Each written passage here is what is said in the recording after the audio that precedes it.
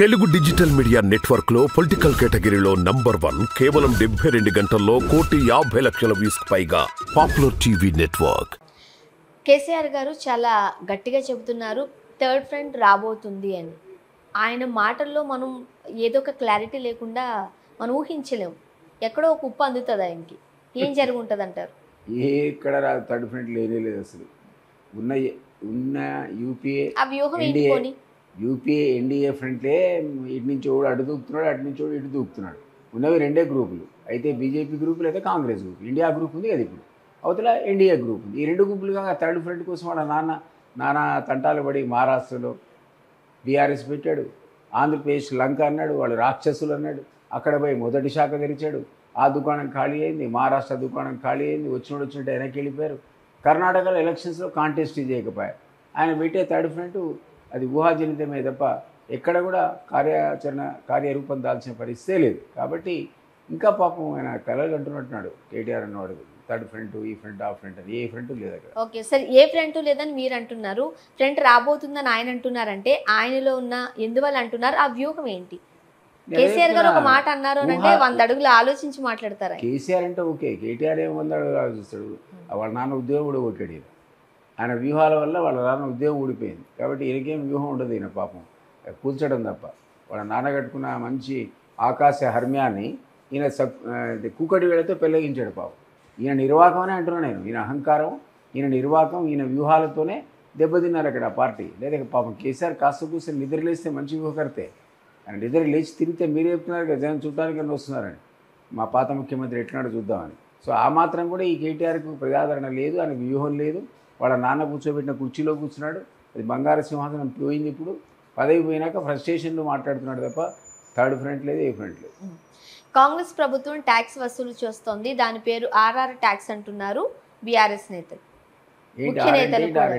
చెప్పాలి, మీరే కాంగ్రెస్ లో ఉన్నారు కాబట్టి. రాహుల్ గాంధీ రేవంత్ రెడ్డి ట్యాక్స్ లేదా ఏం ట్యాక్స్? RRR ట్యాక్స్ అని కూడా అన్నారు నిన్న.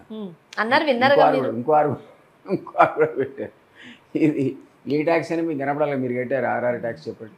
ఇవన్నీ ప్రజలకు నేరుగా వేసే ట్యాక్స్లు కేంద్ర ప్రభుత్వం, స్టేట్ గవర్నమెంట్ తప్ప నాకు తెలిసి ఏ పేపర్లో నేను ఏ ట్యాక్స్ గురించి చదవలే. ఇది వ్యంగ్యంగా వాళ్ళు సంధించిన అస్త్రం RRR ట్యాక్స్ అనేది. ఏదో బిల్డర్ల దగ్గర వసూలు చేస్తున్నారు వీళ్ళు. నిన్నటి దాకా వీళ్ళు ఏం చేస్తారండి? నిన్నటి దాకా ఎడాపెడా దోచుకొని మనందరికీ తెలుసు, మాజీ ముఖ్యమంత్రి గారే 30% ట్యాక్స్ వసూలు చేస్తున్నారు మా వాళ్ళు దళిత బంధు స్కీమ్లో అన్నాడు, దళిత బంధులో కూడా అన్నాడు. అంటే అన్నింటిలో వసూలు చేస్తున్నారు. ఇప్పుడు దళిత బంధు కూడా వదిలిపెట్టలేదు, ఆఖరి దీంట్లో 30% ఒకేసారి అన్నాడు. అదే ఒక కారణం, కర్ణుడి చావుకు 100 కారణాలు అన్నట్టు కేటీఆర్, కవిత అండ్ యువర్ ట్యాక్స్. ఆ ట్యాక్స్ అంటే 30% ట్యాక్స్. సో ఆ ట్యాక్స్లోంచి ముడికి తేలి సొమ్ములు ఇప్పుడు ఎక్కడ పెట్టుకోవాలో తెలియక చాలా గందరగోళ పరిస్థితిలో ఉన్నాడు ఆయన పాపం. మీరు సలహా ఇవ్వాలి, ఎక్కడ పెట్టుకోవాలా డబ్బులు? రేపు మాపు ఐటీఓ. అంటే సాధారణంగా మనం కొనుక్కొని ఉప్పు దగ్గర నుంచి పప్పు దగ్గర నుంచి ప్రతి దాని మీద స్టేట్ గవర్నమెంట్ సంబంధించిన ఒక ట్యాక్స్ ఉంటుంది, సెంట్రల్ గవర్నమెంట్ ట్యాక్స్ ఉంటుంది, కొన్ని దగ్గర మనం చూస్తాం GST ఉంటుంది. ఇవన్నీ కాకుండా మళ్ళీ RR ట్యాక్స్ ఏంటి, ట్యాక్స్ కొనాలని అంటే మాలాంటి భయమే. మీరేం చెప్తారు? అదే ఈ ట్యాక్స్ ఆయన ఊహాజనితము.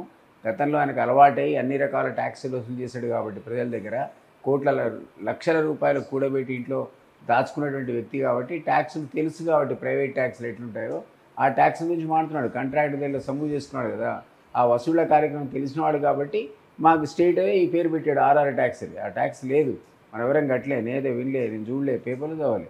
కొత్త ట్యాక్స్ ఇది, RR ట్యాక్స్. ఇది జరగట్లేదు, ఊహాజనితం అనే మాట అందుకే అన్న. అది కేవలం అది ఊహాజనితం.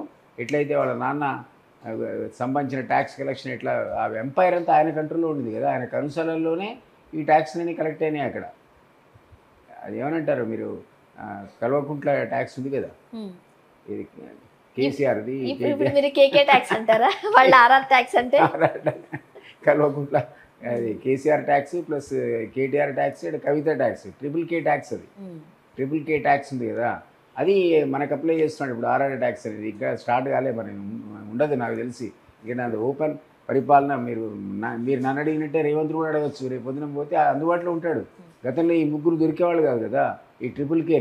సో K ట్యాక్స్ నుంచి ప్రజలు విముక్తి చెంది ఇప్పుడు హాయిగా ఊపిరి పీల్చుకున్న సందర్భంలో పాపం ఇంకా ఊహల్లో ఉన్నాడు.